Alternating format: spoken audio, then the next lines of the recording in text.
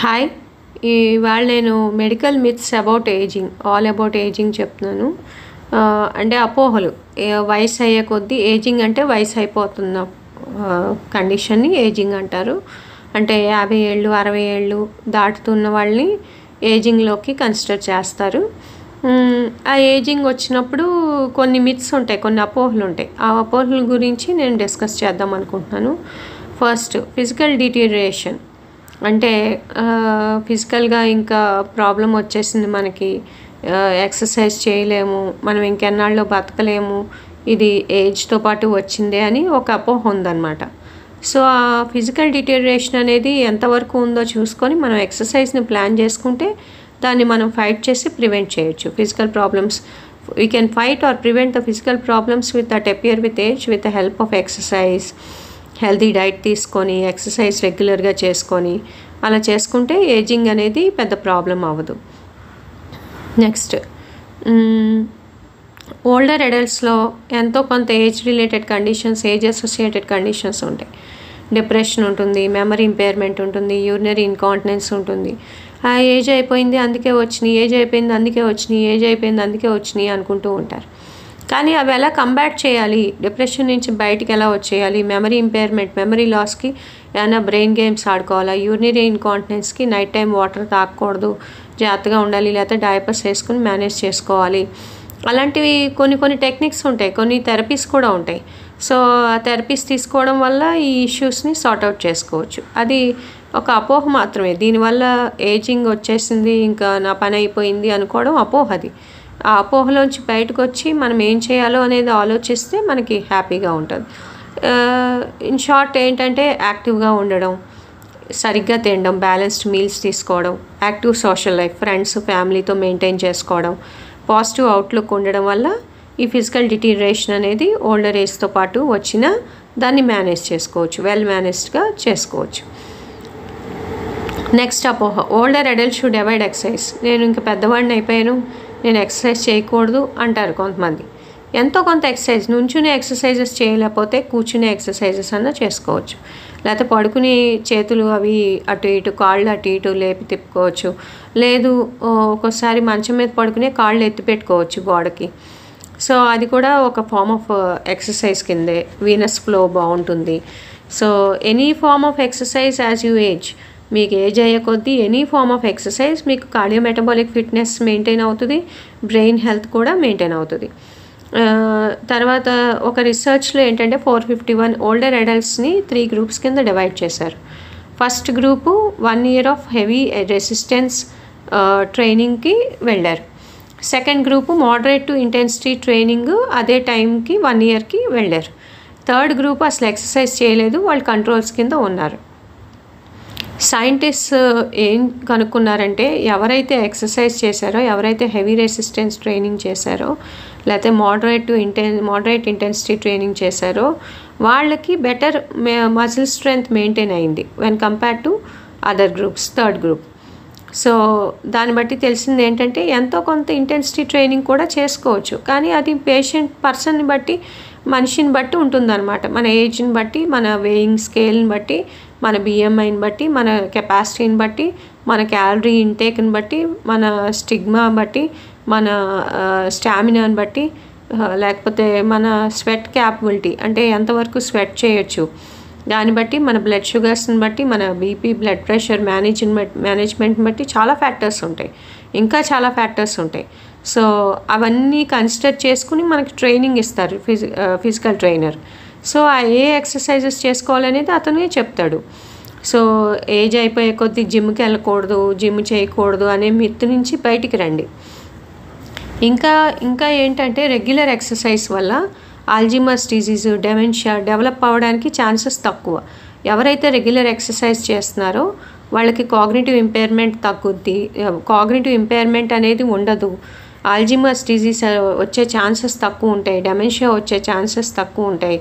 So స్టడీస్లో ఏం తెలియదంటే లో, మోడరేట్, హై ఇంటెన్సిటీ ఎక్సర్సైజ్ రెజిమెన్స్ వల్ల బ్రెయిన్ వాల్యూమ్ లాస్ తగ్గుద్ది. 12 months లో ఇంటెన్సిటీ కానీ, మోడరేట్ ఇంటెన్సిటీ కానీ, హై ఇంటెన్సిటీ కానీ ఏజ్డ్ పీపుల్ చేయడం వల్ల వాళ్ళకి బ్రెయిన్ వాల్యూమ్ లాస్ అనేది తగ్గుద్ది. సో బ్రెయిన్ హెల్త్ మెయింటైన్ అవుతుంది.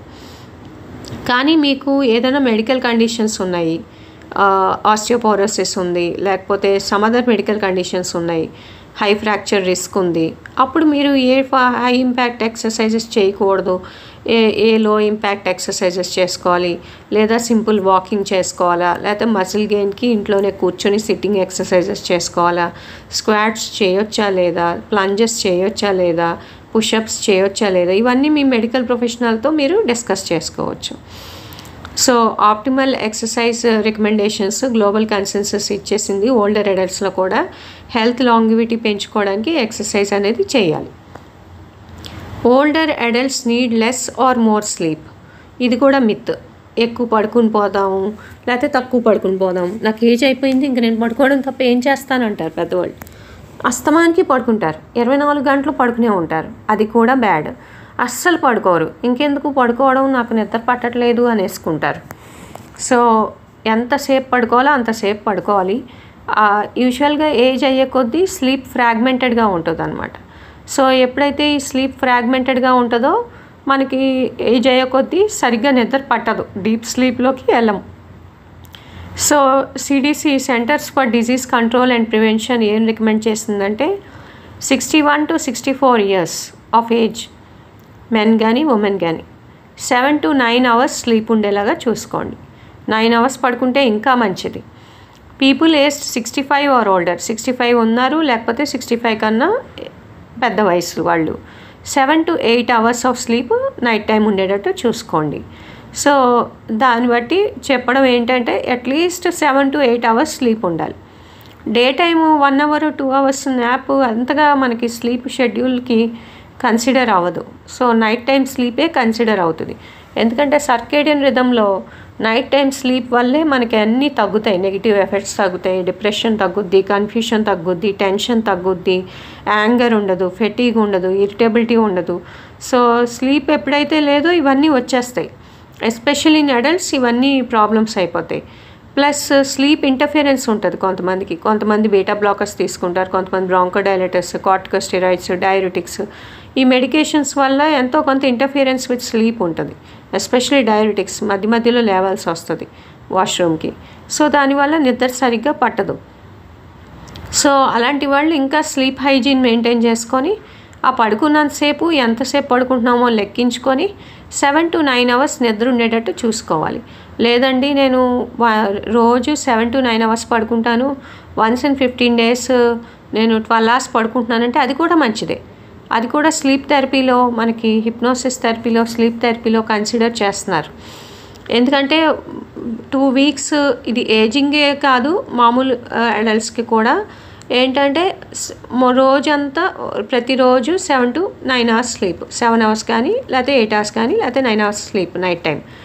Once in 20 days or once in 15 days ఒక 12 hours స్లీప్. దానివల్ల చాలా బెనిఫిట్స్ ఉన్నాయంట, అది కూడా రీసెర్చ్ ఉంది. ఆ రీసెర్చ్ గురించి ఇంకో వీడియోలో చెప్తాను నేను. ప్లస్ స్లీప్ సరిగ్గా లేకపోవడం వల్ల కొన్ని అసోసియేటెడ్ కోమార్బిడిటీస్ ఉంటాయి కొంతమందికి. Chronic obstructive pulmonary disease, congestive heart failure, వీటి వల్ల ఫెటీగ్ ఉంటుంది. ఈ ఫెటీగ్ అంతా రికవర్ అవ్వాలంటే స్లీప్ ద్వారానే అవుతుంది. ఆ స్లీప్ సరిగ్గా లేకపోతే ఓల్డర్ అడల్ట్స్లో ఈ కోమార్బిడిటీస్ కూడా రిస్క్ పెరిగిపోతుంది, డిజీజ్ ఇంటెన్సిటీ పెరిగిపోతుంది. సో అదనమాట, sleep should be a regular pattern in older adults. Next,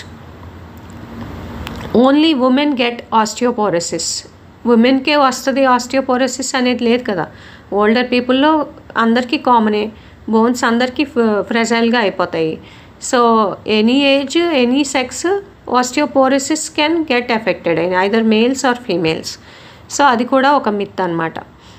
లేదు నేను లేడీస్, నేను విమెన్ని, నాకు ఆస్టియోపోరోసిస్ వచ్చేసింది, అది మైల్డా, మోడరేటా, సివియరా, ఏమేమి జాగ్రత్తలు తీసుకోవాలి, ఏమేమి డైట్ తీసుకోవాలి, ఎంతవరకు ఎక్సర్సైజ్ చేసుకోవాలి, ఎవరిని కలవాలి, ఏమి థెరపీస్ తీసుకోవాలి, లేకపోతే బోన్ స్ట్రెంథనింగ్ ఎక్సర్సైజెస్ ఏం చేయాలి, మజిల్ స్ట్రెంథనింగ్ ఎక్సర్సైజెస్ ఏం చేయాలి, అది ఎర్లీగానే చూసుకోవాలి. ఆస్టియోపోరోసిస్ వచ్చిన ఇనీషియల్ స్టేజెస్లోనే చూసుకోవాలి. కాదండి ఇప్పుడు సివియర్ అయిపోయింది, సివియర్ అయిపోయినా దానికి ట్రీట్మెంట్ ఉంది. సో ఫ్రెజైలిటీ, మనకి ఎంత ఫ్రెజైల్గా ఉన్నాయి బోన్స్ అనేది చెక్ చేసుకోవాలి. బోన్ మినరల్ డెన్సిటీ BMD చేసుకోవచ్చు, లేకపోతే డెక్సా స్కాన్స్ చేసుకోవచ్చు, లేకపోతే కాల్షియం స్కోర్స్ చూసుకోవచ్చు. సో ఇవన్నీ చేసుకుంటే మనకి బోన్ డెన్సిటీ ఎంత ఉందో బోన్ స్కాన్స్ చేసుకోవచ్చు. సో అవి ఎంత ఉంది బోన్ డెన్సిటీ అనేది తెలుస్తుంది. దాన్ని బట్టి మనం ఎక్సర్సైజ్ షెడ్యూల్ ఎలా ప్లాన్ చేసుకోవాలి, మన స్లీప్ షెడ్యూల్ ఎలా ప్లాన్ చేసుకోవాలి, మన డైట్ షెడ్యూల్ ఎలా ప్లాన్ చేసుకోవాలి, మన కాల్షియం డెఫిషియన్సీ రాకుండా ఎలా చూసుకోవాలి, సో బోన్స్ స్ట్రెంథన్ అవ్వడానికి ఏం ఎక్సర్సైజెస్ చేయాలి, మజిల్ స్ట్రెంథనింగ్కి ఏం ఎక్సర్సైజెస్ చేయాలి, ఇవన్నీ చూసుకోవాలి విమెన్ కానీ మెన్ కానీ. తర్వాత ఒకవేళ ఆస్టియోపోరోసిస్ వచ్చే రిస్క్ ఉంది, మనము కాల్షియం సరిగ్గా తీసుకుంటున్నామా లేదా, ట్రూ డైట్స్, విటమిన్ D సరిగ్గా తీసుకుంటున్నామా లేదా, రెగ్యులర్గా ఎక్సర్సైజ్ చేసుకుంటున్నామా లేదా, అవి చూసుకుంటే సరిపోతుంది. అంతగా ఆలోచించేసి ఎర్లీ ఏజింగ్ అప్పుడే 50 to 60 అప్పుడే ఆస్టియోపోరోసిస్ వచ్చేస్తుంది అని అనుకోకూడదు. మనం మేనేజ్ చేసుకునే సిమ్టమ్స్ని మనం మేనేజ్ చేసుకోగలగాలి. ఒకవేళ ఆస్టియోపోరోసిస్ వచ్చినా దాన్ని ఎలాగా అధిగమించాలో ఆలోచించాలి. అంతేగాని ఆస్టియోపోరోసిస్ వచ్చేసింది ఇంక నేనేమీ చేయలేను అనుకుంటే మజిల్స్ కూడా వీక్ అయిపోతాయి, బోన్స్ కూడా వీక్ అయిపోతాయి, ఇంకా వీక్ అయిపోతాయి. సో మనం ఎంతవరకు యాక్టివిటీ పెంచుకుంటే అంత మంచిది, కానీ సేఫ్ యాక్టివిటీ ఉండాలి. అంటే బోన్స్ మీద ఎఫెక్ట్ పడని ఎక్సర్సైజ్ షెడ్యూల్స్ ఉండాలి. As you age your brain slows, ఇది ఒక మిత్. నాకు ఒక ప్రొఫెసర్ తెలుసు, ఆయన ఎంత 80 years ప్లస్. ఆయన రోజుకి ఒక 15 పేజీల పుస్తకం చదివేవాడు, పెద్ద పెద్ద పుస్తకాలు, 80 ఏళ్ళకి. So as you age your brain slows అనేది అదొక కంప్లీట్ మిత్ అనమాట. ఎంతో కొంత కాగ్నిటివ్ డిక్లైన్ ఉంటుంది, మెంటల్ ఫంక్షనింగ్ తగ్గుద్ది మనం ఏజ్ అయ్యే కొద్దీ. మనకెందుకు 60 ఏళ్ళు 70 ఏళ్ళు వచ్చేసరికి వచ్చే డిక్లైన్ ఇన్ మెంటల్ ఫంక్షనింగ్ మనకి 40s 50s వచ్చేస్తుంది. ఎన్విరాన్మెంటల్ పొల్యూషన్ వల్ల, డైట్ హజార్డ్స్ వల్ల, పెస్టిసైడ్స్ వల్ల, లేకపోతే మనకున్న కోమార్బిడిటీస్ వల్ల, బీపీల వల్ల, షుగర్ వల్ల. సో 80 ఏళ్ళకి వచ్చే ప్రాబ్లమ్స్ మనకి 40-50లోనే కనిపిస్తున్నప్పుడు మనము 80 ఏళ్ళకి వచ్చేసరికి లేదు డిక్లైన్ వచ్చేస్తాను ఎలా అనుకుంటాం. సో ఎప్పటికప్పుడు మన మెంటల్ ఫంక్షనింగ్ కానీ మన కాగ్నిటివ్ డిక్లైన్ కానీ మనం అసెస్ చేసుకోవాలి. అది కంప్లీట్ మిత్ అనమాట. డెమెన్షియా వచ్చేస్తుంది ఏజ్ అయ్యే కొద్దీ అనేది అపోహది. అది కొంతమందిలో వస్తుంది, కానీ దాన్ని ఎంతవరకు ప్రివెంట్ చేయాలో ముందే ప్రివెంటివ్ మెషర్స్ మనం తీసుకోవాలి. ఏమేం చేస్తే మోడిఫైబుల్ రిస్క్ ఫ్యాక్టర్స్ ఉంటాయి కొన్ని, ఏంటి డెమెన్షియాకి, కాగ్నిటివ్ ఇంపైర్మెంట్కి, ఏజ్ అయ్యే కొద్దీ ఈ risk factors modifiable risk factors అనమాట. నేను ఒక 14 మోడిఫైబుల్ రిస్క్ ఫ్యాక్టర్స్ చెప్తాను. అంటే వీటిల్ని ఈ రిస్క్ ఫ్యాక్టర్సే కానీ నాన్ మోడిఫైబుల్ కాదు, ఇవి మోడిఫైబుల్. అంటే వాటిని మనము మన జీవన శైలిలో మనం అనువదించుకుంటే వాటి వల్ల మనకి ఇంప్రూవ్మెంట్ ఉంటుంది, అంతేగాని బ్రెయిన్ హెల్త్ ఇంప్రూవ్మెంట్ ఉంటుంది. కానీ డెమెన్షియా, కాగ్నిటివ్ ఇంపైర్మెంట్ వచ్చే ఛాన్సెస్ తక్కువ ఉంటాయి. So why they are called modifiable risk factors. ఒక 14 చెప్తాను. First, education level. ఎప్పటికీ ఎడ్యుకేషన్ లెవెల్ పెంచుకుంటూ ఉండాలి. ఎగ్జిస్టెన్స్ ఆఫ్ హెడ్ ఇంజరీ, ఒక హెడ్ ఇంజరీ అయింది, దానికి మనం తగిన జాగ్రత్తలు తీసుకోవాలి. ట్రామాటిక్ బ్రెయిన్ ఇంజరీ అయింది, ఎంతవరకు మనం బయటకు వచ్చాం, ఎంతవరకు మనం బయటికి రావాలి, దీనికి మనం ఏం బ్రెయిన్ ఎక్సర్సైజెస్ చేయాలి, బ్రెయిన్ హెల్త్ ఫుడ్స్ ఏం తినాలి, అవన్నీ చూసుకోవాలన్నమాట. లెవెల్స్ ఆఫ్ ఫిజికల్ యాక్టివిటీ, రోజు ఎక్సర్సైజ్ చేయడానికి ప్రతి మనిషికి ఒక అరగంటో గంటో టైం ఉంటుంది. అంత టైం లేని వాళ్ళు ఈ భూమి మీద ఏం ఉండరు. సో ఎవరో ఒకళ్ళు ఏదో ఒక టైంలో ఎక్సర్సైజ్ చేసుకోవాలి. కనీసం 1/2 గంట 20 నిమిషాలు. పోనీ అంత టైం లేదు, నేను 24 గంటలు busy, 15 minutes of physical activity daily.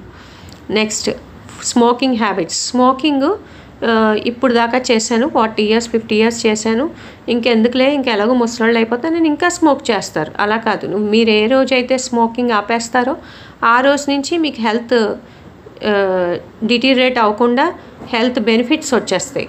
So smoking అనేది మీరు ఎప్పుడు మానేస్తే అప్పటి నుంచి మీ హెల్త్ మీద మీరు కాన్షియస్ అయినట్టు, మీ హెల్త్ కాన్షియస్ అయినట్టు.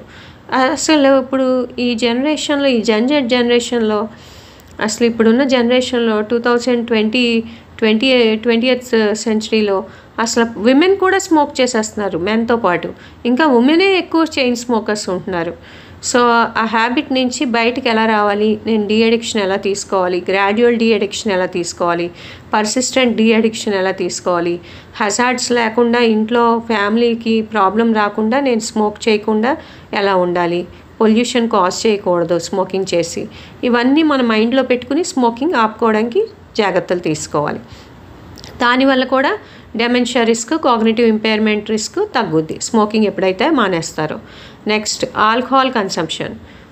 విమెన్ వైన్ తాగేస్తున్నారు, wine is good for health అంటున్నారు, కానీ అమెరికన్ రీసెర్చెస్లో any kind of alcohol, wine, whisky, rum, any kind of alcohol is harmful to health అని మొన్న రీసెంట్ రీసెర్చెస్లో చెప్పేశారు.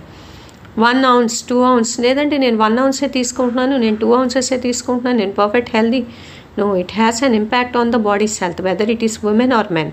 సో ఆల్కహాల్ కన్సంప్షన్ ఎంత తగ్గించుకుంటే అంత మంచిది. పూర్తిగా మానేస్తే ఆల్కహాల్ విత్డ్రాయల్ సీజర్స్ వస్తాయి కొంతమందికి. సో అది ఫిజిషియన్తో కన్సల్ట్ చేసుకొని మీరు ఆల్కహాల్ ఎంత తక్కువ తీసుకుంటే అంత మంచిది. దాన్ని బట్టి మీ డెమెన్షియా రాకుండా, కాగ్నిటివ్ ఇంపైర్మెంట్ రాకుండా ఉంటుంది. సో ఆల్కహాల్ వల్ల వచ్చే హజార్డ్స్ అన్నీ చదవండి, గూగుల్ కొట్టండి, లేకపోతే చాట్ జీపీటీలో కొట్టండి. ఆల్కహాల్ వల్ల వచ్చే ప్రాబ్లమ్స్ చదవండి, అవేర్ అవ్వండి. ఇంత ఆల్కహాల్ తీసుకుంటే, ఇంత బింజ్ తీసుకుంటే ఇంత ప్రాబ్లం వస్తుంది, future problems with alcohol consumption అని కొట్టండి. దానివల్ల ఇన్ని ప్రాబ్లమ్స్ వస్తాయి. సో అవన్నీ చదవండి. తెలుగులో కావాలంటే తెలుగులో వస్తాయి, ఇంగ్లీష్లో కావాలంటే ఇంగ్లీష్లో వస్తాయి, లేదంటే యూట్యూబ్లో చూడండి ఆల్కహాల్ కన్సంప్షన్, స్మోకింగ్ వల్ల ఎన్ని హజార్డ్స్ ఉన్నాయో. సో అప్పుడు మీకే మానేయాలనిపిస్తుంది. Next hypertension, high blood pressure. BP చూపించుకున్నానండి, మొన్నే వెళ్ళి చూపించుకున్నానండి, నాకు 160/90 ఉందండి, ట్యాబ్లెట్ వేస్తున్నానని ఇంటికి వచ్చి చూసుకున్నాక 140/80 ఉందండి, ఇవాళ చూసుకుంటే 130/80 ఉందండి, బీపీ తగ్గిపోయిందండి, ఇంకా నేను ట్యాబ్లెట్ మానేస్తానండి, మళ్ళీ నెక్స్ట్ మంత్ వెళ్ళి చూపించుకుంటానండి, అప్పుడు ఎక్కువ ఉంటే అప్పుడు వేసుకుంటానండి అంటారు కొంతమంది. That is not the rule అనమాట. బీపీ ఉంటే పర్సిస్టెంట్గా ఒక లో డోస్ యాంటీ హైపర్టెన్సివ్ అయినా కంటిన్యూస్గా తీసుకోవడం మంచిది.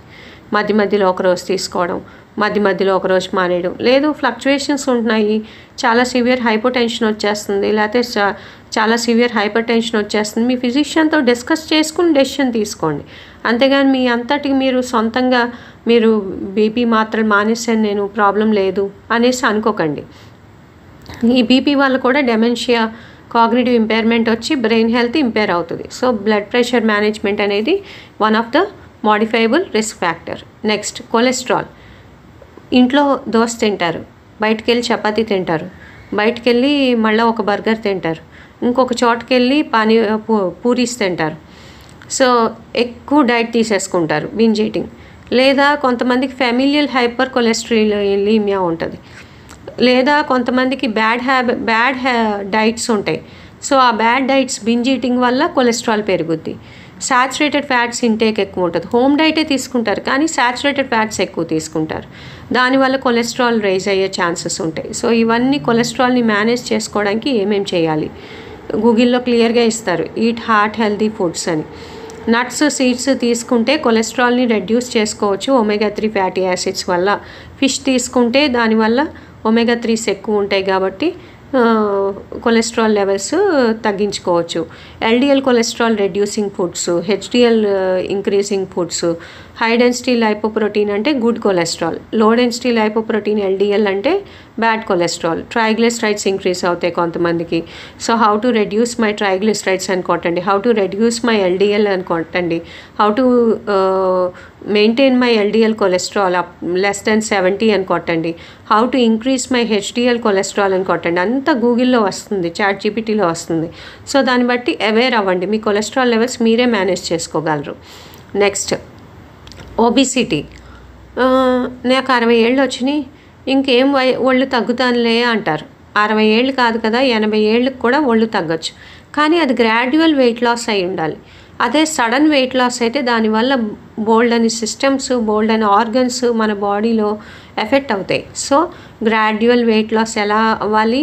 మీ ఫిజికల్ ట్రైనింగ్ వల్ల వెయిట్ లాస్ అవుతారా, డైట్ వల్ల మేనేజ్ చేసుకుంటారా, అదంతా మీ హెల్త్ ప్రొఫెషనల్తో డిస్కస్ చేసుకొని మీ ఎక్సర్సైజ్ రెజిమెన్ని సరిగ్గా మేనేజ్ చేసుకొని మీ డైట్ బ్యాలెన్స్డ్ డైట్ తీసుకుంటూ ఒబిసిటీని మేనేజ్ చేసుకోవచ్చు.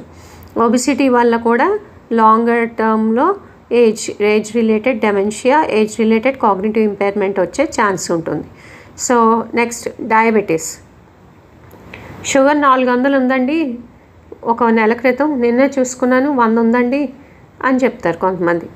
ఒక నెల క్రితం 400 ఎందుకు ఉందో చెప్పరు. ఎందుకంటే ఆ నెలంతా వాళ్ళు పండుగలు పబ్బాలు చేసుకుని శుభ్రంగా కావాల్సిన స్వీట్లన్నీ తినేస్తారు. ఎన్ని స్వీట్లు కావాలంటే అన్ని స్వీట్లు తినేసి వెళ్ళి చెక్ చేసుకుంటారు. మళ్ళీ చెక్ చేసుకోకుండా ఉంటారు కొంతమంది అయితే చెక్ కూడా చేసుకోరు. కొంతమంది చెక్ చేసుకుని 400 ఉందిరా ఏమవుద్ది, నెక్స్ట్ మంత్ ఏమి తినను, అప్పుడు 100 అయిపోద్ది. అలాగా ఫ్లక్చుయేషన్స్ ఇన్ డయాబెటీస్ వల్ల కూడా డెమెన్షియా అండ్ కాగ్నిటివ్ ఇంపైర్మెంట్ వచ్చే ఛాన్స్ ఉంటుంది. ఎప్పుడు షుగర్ లెవెల్స్ బ్యాలెన్స్డ్గా మెయింటైన్ అవ్వాలి. మీకు 150 ఉంటుంది, లేకపోతే 200 లోపు ఉంటుంది. త్రూ అవుట్ ద ఇయర్ 200 లోపే ఉండాలి. అలాగే నేను స్ట్రిక్ట్ షెడ్యూల్ మెయింటైన్ చేయమంటలేదు. అంటే ఇవాళ 250 ఉంది బాబాయ్, ఇవిడు చెప్పింది 200 లోపు ఉండమంది, షుగరు 250 ఉంది అంటే భయపడిపోమని చెప్పట్లేదు. కానీ మెయింటైన్, మీ డైట్ని మేనేజ్ చేసుకోండి, పోర్షన్ కంట్రోల్ చేసుకోండి. పోర్షన్ కంట్రోల్ ఎలా చేసుకోవాలో నేను ఇంకో వీడియో చేశాను. ఆ పోర్షన్ కంట్రోల్ ఇంగ్లీష్లో తెలుగులో కూడా చెప్పడం జరిగింది. సో ఆ పోర్షన్ కంట్రోల్ చేసుకోండి, హెల్దీ ఫుడ్ తీసుకోండి, హెల్దీ ఫ్యాట్స్ తీసుకోండి, కార్బ్స్ మెయింటైన్ చేసుకోండి, ఎంత కార్బోహైడ్రేట్ తీసుకోవాలి, ఎంత ప్రోటీన్ తీసుకోవాలి, night dinners protein dinners plan చేసుకోండి. సో ఇన్సులిన్ రెసిస్టెన్స్ తగ్గుతుంది, ఇన్సులిన్ సెన్సిటివిటీ పెరుగుద్ది, దానివల్ల షుగర్స్ వెల్ మేనేజ్ అవుతాయి. ఎక్సర్సైజ్ ఇంటూ యువర్ రొటీన్ చేసుకోండి. సెడెంటరీ లైఫ్ స్టైల్ అవాయిడ్ చేయండి. మజిల్స్ని మూవ్ చేయండి, ఎప్పటికప్పుడు కాఫ్ స్ట్రెచెస్ చేసుకోండి ఒకవేళ సెడెంటరీ లైఫ్ స్టైల్ కనుక మీ జాబ్ షెడ్యూల్ అయితే. సో దాన్ని బట్టి చూసుకోండి. హియరింగ్ లాస్, ఇది చెవి వినిపించట్లేదండి ఇంకా చూపించుకోను నేను వయసు అయ్యాక అంటారు. ఎందుకు చూపించుకోకూడదు? వయసు అయిపోతే వినిపించకూడదని ఏమైనా రూల్ ఉందా? ఎంత వయసు వచ్చినా 90 ఏళ్ళు వచ్చినా మీ చెవికి ఏదైనా ప్రాబ్లం వస్తే ఏంటి చెకప్ చేయించుకోండి, హియరింగ్ ఎయిడ్స్ పెట్టుకోండి, చక్కగా అందరితో సోషలైజ్ అవ్వండి. నార్మల్గా అందరూ ఎలా మాట్లాడుతున్నారో అలాగే మాట్లాడడానికి ట్రై చేయండి. లేకపోతే అలా ఎలోన్గా ఉండడం వల్ల ఈ డెమెన్షియా లేకపోతే కాగ్నిటివ్ ఇంపైర్మెంట్ ఎక్కువ అయిపోయే ఛాన్స్ ఉంటుంది. ఒకవేళ ఉన్న ఆ age related dementia cognitive impairment కూడా ఈ హియరింగ్ లాస్ ఎప్పుడైతే ఉందో మనం బయట సోషల్ అట్మాస్ఫియర్తో మనం కనెక్ట్ అవ్వలేం. సో దానివల్ల మనకి చాలా లోన్లీనెస్ వచ్చేసి ఈ బ్రెయిన్ హెల్త్ మీద ఇంపాక్ట్ అయ్యి దానివల్ల ఇంకా కాగ్నిటివ్ ఇంపైర్మెంట్ ఎక్కువ అవడం, డెమెన్షియా ఎక్కువ అవడం ఇలాంటివి వస్తాయి. Next vision loss. కంటి చూపు తగ్గిందండి, ఇప్పుడులో మా అబ్బాయిని చూపించమని అడగనండి, ఎందుకంటే ఇప్పుడు డాక్టర్ దగ్గరికి వెళ్తే బోల్డ్ డబ్బులు అవుతాయండి అంటారు కొంతమంది. ఎక్కడ ఏ స్టేట్లో చూసినా గవర్నమెంట్ హాస్పిటల్స్ ఉంటాయి. మీకు అంతగా అఫోర్డబిలిటీకి ప్రాబ్లము, ఐ ప్రాబ్లమ్స్ కొంచెం కాస్ట్లీ అంటారు కాబట్టి. సో ఏదన్నా ఈ ప్రాబ్లం అనే కాదు, షుగర్ ఉంది, బీపీ ఉంది, లేకపోతే కొలెస్ట్రాల్ ఎక్కువ ఉంది, లేకపోతే విజన్ లాస్ అవుతుంది, గవర్నమెంట్ సెట్టింగ్స్లో వెళ్ళి చూపించుకుంటే వాళ్ళు ఫ్రీ ఐ చెకప్ చేస్తారు, స్పెక్టికల్స్ ఇస్తారు, లేదా క్యాటరాక్ట్ సర్జరీస్కి అయితే వాళ్ళు పోస్ట్ చేస్తారు, అప్పుడు వెళ్ళి క్యాటరాక్ట్ సర్జరీస్ చేయించుకోవచ్చు. డిఫరెంట్ ఐ కండిషన్స్కి different types of surgeries government hospitals అన్నిటిలో ఆఫ్థల్మాలజీ డిపార్ట్మెంట్లో అవైలబుల్గా ఉంటుంది. సో ఎర్లీగా చేయించుకుంటే ఆ క్యాటరాక్ట్ అనేది హ్యూజ్ క్యాటరాక్ట్స్ కింద అవ్వకుండా పూర్తిగా విజన్ లాస్ అనేది రాదు. లేదా ఎర్లీ డయాబెటిక్ రెటినోపతి ఉంది, మైల్డ్ రెటినోపతి ఉంది, అప్పుడే చూపించుకుంటే సరిపోతుంది. లేదండి డబ్బులు లేవు, నేను ఏ హాస్పిటల్కి వెళ్ళాలంటే ఒకవేళ ప్రైవేట్ హాస్పిటల్లో చూపించుకునే డబ్బులు లేకపోతే గవర్నమెంట్ హాస్పిటల్కి వెళ్ళి చూపించుకోవచ్చు చక్కగా.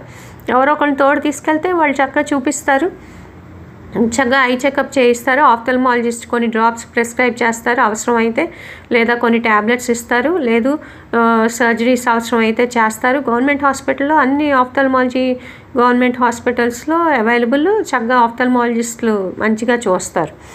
Next depression.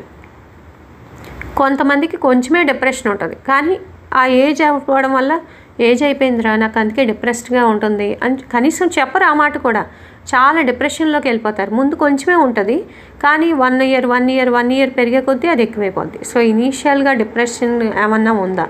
అసలు ఏజ్ అయ్యే కొద్దే కాదు, మన 40 ఇయర్స్ అప్పుడే మనకి ఏమైనా డిప్రెషన్ ఉందా, మనకి ఏమైనా సైకలాజికల్ ఇంపాక్ట్ ఉందా, మనకి హెల్త్ అవేర్గా ఉన్నామా, మన సైకలాజికల్ ఇంపాక్ట్కి ఏంటేంటి కారణం, మనం ఎక్సర్సైజ్ చేస్తున్నామా సరిగ్గా, మన డైట్ సరిగ్గా బ్యాలెన్స్డ్గా తీసుకుంటున్నామా, ఓవర్ డైట్ తీసుకుంటున్నామా, లేకపోతే లెస్ డైట్ తీసుకుంటున్నామా, స్లీప్ ఎలా ఉంది, మనం దానివల్ల మనం డిప్రెస్ అవుతున్నామా, మన job, work schedule, work life balance ఎలా ఉంది అని 40 అప్పుడే చూసుకుంటే మనం 60స్కి వచ్చేసరికి చక్కగా ఆ డిప్రెషన్ని మేనేజ్ చేయగలం. లేదండి నేను 40స్లో చూసుకోలేదు, ఇప్పుడు నేను 60 to 70 ఇయర్స్ మధ్యలో ఉన్నాను, ఇప్పుడు ఎలా మేనేజ్ చేయాలి? థెరపీస్ తీసుకోవచ్చు సైకాలజిస్ట్ దగ్గర, లేదా సైకియాట్రిస్ట్ దగ్గర కన్సల్ట్ చేసుకోవచ్చు. ఒక హెల్త్ కేర్ ప్రొఫెషనల్ చెప్తారు యాంటీ డిప్రెసెంట్ ఇవ్వాలంటే, ఒక మెడికల్ జనరల్ ఫిజిషియన్ ఇస్తాడు చక్కగా యాంటీ డిప్రెసెంట్. కొన్నాళ్ళు యాంటీ డిప్రెసెంట్ వాడుకొని దాని నుంచి ఎలా టేపర్ అవ్వాలో కూడా ఆ ఫిజిషియన్తో కూడా డిస్కస్ చేసుకోవచ్చు, ఆ సైకాలజిస్ట్తో డిస్కస్ చేసుకోవచ్చు, లేకపోతే సైకియాట్రిస్ట్తో డిస్కస్ చేసుకోవచ్చు, లేదా కౌన్సిలింగ్ ఫిజిషియన్స్ ఉంటారు, కౌన్సిలింగ్ వాళ్ళతో మాట్లాడుకోవచ్చు, రెగ్యులర్ కౌన్సిలింగ్స్ తీసుకోవచ్చు. లేదు సోషల్ స్టిగ్మా ఉంటే ఆ సోషల్ స్టిగ్మా నుంచి బయటికి ఎలా రావాలి, నలుగురితో ఎలా కలవాలి. మెయిన్ సోషల్ స్టిగ్మా తగ్గిపోతే ఈ డిప్రెషన్లోంచి బయటికి రావచ్చు. అందరితో కలవడం, నలుగురు ఫ్యామిలీ మెంబర్స్ కూర్చున్నప్పుడు నవ్వుతూ మాట్లాడడం, అవి చిన్న చిన్నవి ట్రయల్స్ ఇచ్చుకోవాలి మనకి మనమే. ఇది ఇవాళ నేను ఈ ఏజ్లో ట్రయల్ ఇస్తున్నాను అంటే 65 ఇయర్స్ ఏజ్ అనుకోండి, ఈరోజు పేపర్ మీద ఒకటి రాసుకోవాలి, నేను ఒక లాఫింగ్ వీడియో చూసి అది అందరికీ చెప్తాను అని రాసుకోవాలి. చక్కగా ఒక లాఫింగ్ వీడియో చూడడం, అందరికీ చెప్పడం.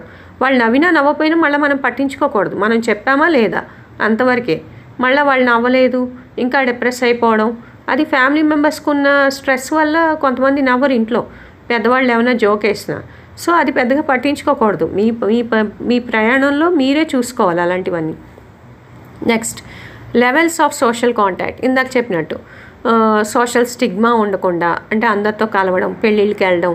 లేదండి నాకు 70 ఏళ్ళు వచ్చేసి నేను ఇప్పుడు పెళ్ళిళ్ళకి వాటికి వెళ్ళను అంటారు కొంతమంది. దూరం వాటికి వెళ్ళమని నేను చెప్పట్లేదు, దగ్గరలో చిన్న చిన్న మీటింగ్స్, చిన్న చిన్న ఫంక్షన్స్, చిన్న చిన్న సోషల్ గ్యాదరింగ్స్, చిన్న చిన్న పార్టీస్కి చక్కగా వెళ్ళి అందరినీ పలకరించి, మీరు పలకరించకపోయినా వాళ్ళే వచ్చి పలకరిస్తారు. చిన్న చిన్న పిల్లలందరూ పెద్దవాళ్ళని వచ్చి పలకరిస్తారు, తెలిసిన వాళ్ళందరూ పలకరిస్తారు. ఒక్కళ్ళు పలకరించినా చాలు కదా. లేదండి నన్ను ఎవరూ పలకరించట్లేదు, ఒక మూలను కూర్చోబెడుతున్నారు, ఎక్కడికైనా వెళ్తుంటే అందుకే నేను వెళ్ళట్లేదు అంటారు. వెళ్ళి మీరే పలకరించండి.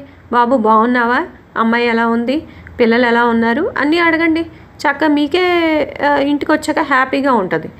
Next exposure to air pollution. Air పొల్యూషన్కి ఎంత ఎక్స్పోజ్ అవుతున్నారు, మీరున్న సిటీలో ఎయిర్ పొల్యూషన్ ఎంత ఉంది, మీరున్న టౌన్లో ఎంత ఎయిర్ పొల్యూషన్ ఉంది, దానివల్ల మీరు ఎంత ఎఫెక్ట్ అవుతున్నారు. బయటికి వెళ్ళినప్పుడు ఒకవేళ వెళ్ళాల్సి వస్తే 60కి 70కి 80 ఇయర్స్ ఆఫ్ ఏజ్ వచ్చినప్పుడు యూజువల్గా పేరెంట్స్ని బయటికి పంపించరు పిల్లలు ఎక్కువ. కానీ వెళ్ళాల్సి వచ్చినప్పుడు మాస్క్ వేసుకుని వెళ్తున్నారా, లేకపోతే ప్రాపర్ మెజర్స్ గ్లౌస్ వేసుకుని వెళ్తున్నారా, ఎక్స్పోజర్ ఏమన్నా ఉందా, environmental exposure to air pollution అనేది చెక్ చేసుకుంటే దానివల్ల impact on dementia and cognitive decline ఎక్కువగా ఉండదన్నమాట. ఎయిర్ పొల్యూషన్ని హజార్డ్ కింద ఫీల్ అవుతూ దాన్ని ఎలా ప్రివెంట్ చేసుకోవాలి అనేది చూసుకోవాలి. నెక్స్ట్ ఇవి modifiable risk factors. Next there's no point giving up smoking now. ఇప్పుడు దాకా 60 ఏళ్ళ దాకా స్మోక్ చేశానండి, ఇప్పుడు మానేసి నేను ఎవరిని ఉద్ధరించాలంటాడు కొంతమంది. అప్పుడు మానేసినా ఉపయోగం ఉంటుంది, అప్పుడు మానేసినా మీ లంగ్ ఫంక్షన్స్ ఇంప్రూవ్ అవుతాయి, అప్పుడు స్మోకింగ్ మానేసినా కార్బన్ డైఆక్సైడ్ బిల్డప్ తగ్గుద్ది బాడీలో. So you start seeing improvements in your health when you quit smoking. ఏ రోజైతే మీరు స్మోకింగ్ ఆపేస్తారో ఆ రోజు నుంచి మీకు ఇంప్రూవ్మెంట్ ఇన్ హెల్త్ ఉంటుంది. Next sexual health. Erectile dysfunction ఉంటుంది, వెజైనల్ డ్రైనెస్ ఉంటుంది కొంతమంది మెయిన్లో అయితే ఎరెక్టైల్ డిస్ఫంక్షన్ ఉంటుంది. సో అది మీ పార్ట్నర్తో డిస్కస్ చేసుకుని, మీ హెల్త్ ప్రొఫెషనల్తో డిస్కస్ చేసుకొని, ఏదైనా యూరాలజీ ప్రాబ్లమ్స్ ఉంటే బినైన్ ప్రాస్టాటిక్ హైపర్ట్రోఫీ అంటారు, ప్రాస్టేట్ ఎన్లార్జ్మెంట్స్ ఉంటాయి, సో ప్రాస్టాటిక్ హైపర్ప్లేషియా ఉంటాయి, కొంతమందికి ప్రాస్టేట్ క్యాన్సర్ ఉంటుంది, అది ఎప్పటికీ చూసుకోరు వాళ్ళు ఇంకా. సో అది చాలా గ్రేడ్ 3, గ్రేడ్ 4, గ్రేడ్ 5 అయిపోయిన తర్వాత చూసుకుంటారు. సో అలాంటివి ఎర్లీగా ట్రీట్ చేయించుకొని, ప్రాస్టేట్స్కి స్పెసిఫిక్ యాంటీజెన్ చేయించుకొని, పిఎస్ఏ లెవెల్స్ ఎంత ఉన్నాయో చూసుకొని, ఏమన్నా యూరినరీ వాయిడింగ్ డిఫికల్టీస్ ఉన్నాయా, ఏమన్నా యూట్రైన్ అబ్నార్మాలిటీస్ ఉన్నాయా, ఏమన్నా ఫైబ్రాయిడ్స్ ఉన్నాయా, ఏమన్నా యూట్రైన్ క్యాన్సర్స్ లేకపోతే వెజైనల్ క్యాన్సర్స్ వచ్చే రిస్క్ ఉందా, దానికి ఏం జాగ్రత్తలు తీసుకోవాలి, డైట్ ఏం మేనేజ్ చేసుకోవాలి, ఎక్సర్సైజ్ షెడ్యూల్ ఎలా చేసుకోవాలి, మెన్ కానీ ఉమెన్ కానీ. సో సెక్షువల్ హెల్త్ని కూడా మెయింటైన్ చేసుకోవచ్చు. The take home. Overall, most of the myths surrounding age seem to center on inevitability. People believe that it is inevitable that they will gradually crumble into dust as their lives become increasingly unbearable, boring, passionless and painful. ఏ వయసులో ఉన్నా సరే మనం ఒకరికి భారం అనే feeling మనం తెచ్చుకోకూడదు. మనం ఏం చేసుకోగలగాలో అవి చేసుకుంటే ఒకరికి మనం భారం కింద వాళ్ళు అన్నా మనం పట్టించుకోకూడదు. వాళ్ళు అలా అంటారు, వాళ్ళకు ఉన్న స్ట్రెస్ని బట్టి పిల్లలు కానీ లేకపోతే ముని మనవలు కానీ లేకపోతే మనవలు కానీ ఒక్కోసారి చికాకు పడుతూ ఉంటారు ఎల్డర్లీ పీపుల్ మీద. అవి పెద్దగా పట్టించుకోకూడదు. మన లైఫ్ని ఇన్నాళ్ళు లీడ్ చేసాం, ఇంకా నెక్స్ట్ పార్ట్ ఆఫ్ ద లైఫ్ని మనం ఎలా ప్లాన్ చేసుకోవాలి, మనం ఎలా ప్యాషనేట్గా ఉండాలి, మన లైఫ్ని మనం ఎలా మేనేజ్ చేసుకోవాలి అనేది చూసుకోవాలి. సో కొన్ని ఎఫెక్ట్స్ వస్తాయి హెల్త్ రిలేటెడ్ ఇష్యూస్ వయసుతో పాటు, కానీ వాటిల్ని మనం సైకలాజికల్గా ఒక పాజిటివ్ సైకలాజికల్ అవుట్లుక్ ఉండాలి ఏజింగ్ మీద. అంటే వయసు పైబడుతుంది, నేను ఈ జాగ్రత్తలు తీసుకోవాలి, ఈ తిండి తినకూడదు, ఈ షుగర్స్ దగ్గరికి వెళ్ళకూడదు, ఈ సాల్టీ ఫుడ్స్ దగ్గరికి వెళ్ళకూడదు, ఎవరన్నా ఓవర్ ఈట్ చేయమన్నా నేను చేయకూడదు, మన రెస్ట్రిక్షన్స్ మనకు ఉండాలి. నేను ఈ ఎక్సర్సైజ్ షెడ్యూల్ ప్లాన్ చేసుకోవాలి, నేను ఇలా కూర్చునే ఎక్సర్సైజ్ చేయగలను, కూర్చునే చేసుకోండి. నుంచుని ఎక్సర్సైజ్ చేయగలను, సపోర్ట్ తీసుకుని నుంచుని ఎక్సర్సైజ్ చేసుకోండి. లేదా నేను మెడిటేట్ చేసుకోగలను, గంటలు మెడిటేషన్ చేసుకోండి. ఎవరు వద్దన్నారు? ఒక గంట అలా కళ్ళు మూసుకుని అలా మంచం మీద పడుకుని మెడిటేషన్ చేసుకోండి, మీకు అలా ఆటోమేటిక్గా నిద్ర వచ్చేస్తుంది. సో నైట్ పడుకునే ముందు ఒక గంట మెడిటేషన్లోకి వెళ్ళిపోండి, ఆటోమేటిక్గా స్లీప్ వచ్చేస్తుంది. కళ్ళు తెరవకండి నిద్ర వచ్చేదాకా. అది కూడా మనకి పాజిటివ్ సైకలాజికల్ అవుట్లుక్లో ఏజింగ్లో హెల్ప్ అవుతుంది. Thank you. Please to subscribe.